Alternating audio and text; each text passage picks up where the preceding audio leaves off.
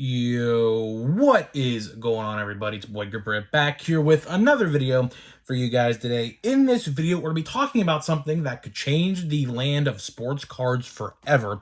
So before we get into that, I just want to give a big thank you to everyone who has helped me reach 4,000 subscribers. I'm not going to plug the giveaway no more. The giveaway has ended. So make sure, you guys did all the steps, and I'm going to pick a winner here probably within a week. I'm going to have to read all these submissions.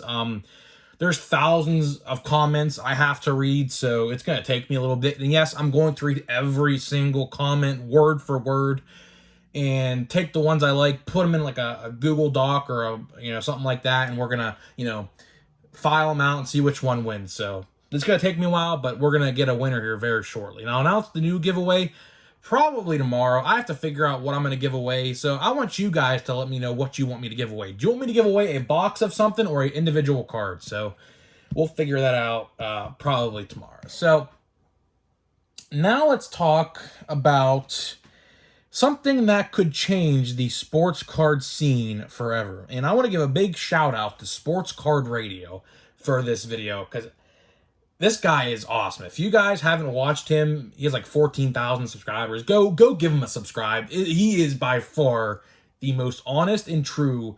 So there's two brothers. They are both the most honest and true guys out there. Aside from me, I kind of do what they do in a sense, but he has a lot more financial knowledge, I guess. It seems like anyway. So I've watched a lot of his videos. It makes sense. So what we're going to talk about today is something he brought up, I think, in yesterday's video he made. And it is quite shocking. I didn't realize this was happening. So what we're going to talk about in this video is Fanatics getting an exclusive rights deal to a printing company that prints sports cards and packs them and, does all that other stuff. So from what I understand, and I've been doing research on this all day, right? So the same company was printing Topps and Panini cards. The same company was doing both. The owner of Fanatics, whoever makes this decision, struck an exclusive deal with that printing company to only print Fanatics, aka Topps products.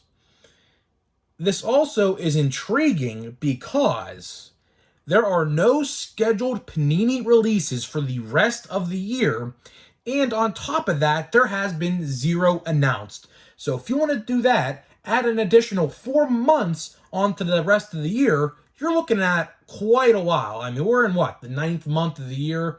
So there's 3 months. You're looking at about 6 or 7 months without a single Panini release. And this is stemming from that deal. That is exactly why we see no Panini releases on the release date for the rest of the year, and probably for quite a while heading into 2023. Because if you got to realize here, typically what happens is card companies usually announce product about 4 or 5 months in advance to get pre-orders going and things like that.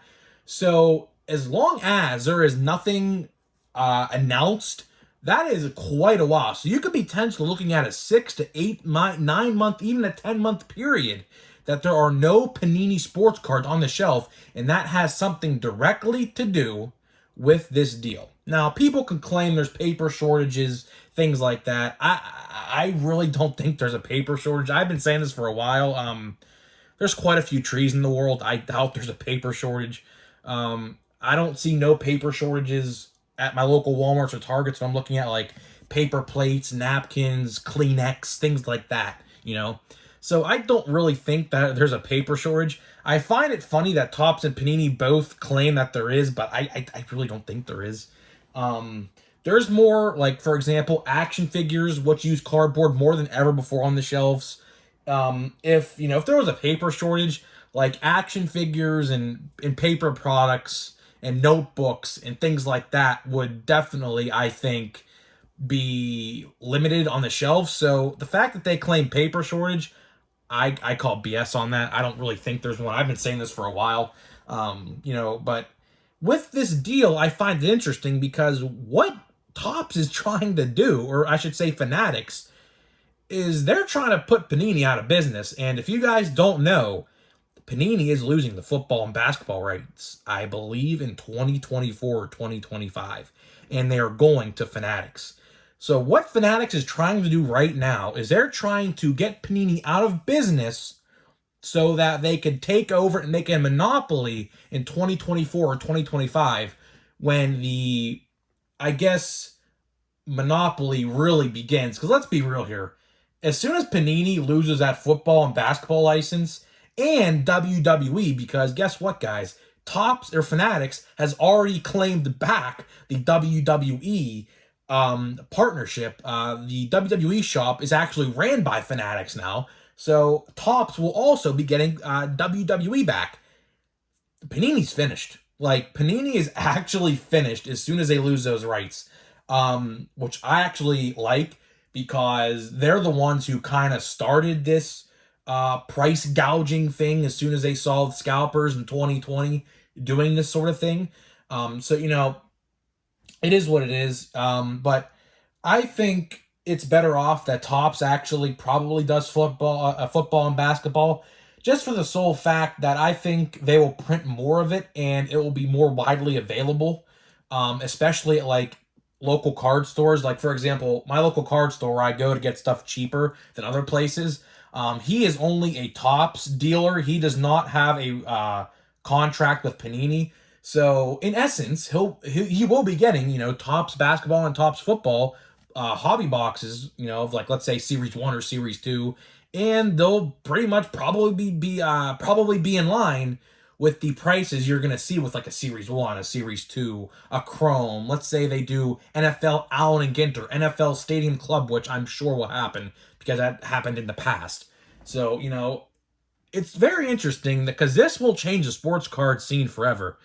Topps, or I should say Fanatics, is trying to get Panini to kind of go bankrupt, really, in a sense. Like we saw Upper Deck back in the day, things like that. Another point I wanted to mention, he mentioned in his video, is this will ruin LCS and breakers. A lot of these local card stores and breakers you see on the internet rely on Panini products. You typically don't see these bigger breakers do Topps products all that often, although I'm pretty sure they'll dip into the Topps Chrome pool, I guess, this week. But typically, out of 52 weeks of the year, 51 of those weeks, they are opening NFL, NBA product.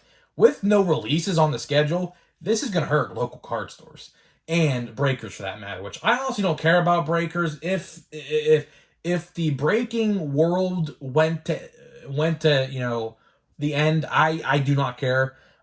Breakers have really kind of ruined this hobby, honestly, especially if they bought retail product, because what they would do was they would wait there, in some instances maybe where the vendor would stock before Walmart would open, and they would sit in their cars hours before Walmart opened. Same with Meijer. People would camp outside Meijer to the point where Meijer started putting paper with what they got in stock for that Saturday on the wall outside the building when the store opened. So that's all because of breakers and scalpers. So if that ended, I would not care, honestly. So, we don't have to see scalpers no more. So at least, for the Topps people out there, if you want to get baseball cards the next 6 months, you're not going to be able to, you're not going to be competing with people who do basketball and football because, there's nothing for them to get. So it should be interesting on that end. But we're going to open this literal last pack. This is the last pack out of my hobby box here. So hobby box wasn't bad. I do want to get another hobby box. I don't want to get Chrome. I really don't. Chrome hobbies, I already called my local card store who's getting them in this Friday. Regulars are $400. I don't like that. I'm gonna be honest with you. I don't like that. If I was desperate enough, I would pay the $400. But that's the thing. I'm not desperate enough to do that. So I'm gonna have to find another hobby box to open, like maybe a Topps Fire or something else to open for the time being until we have update.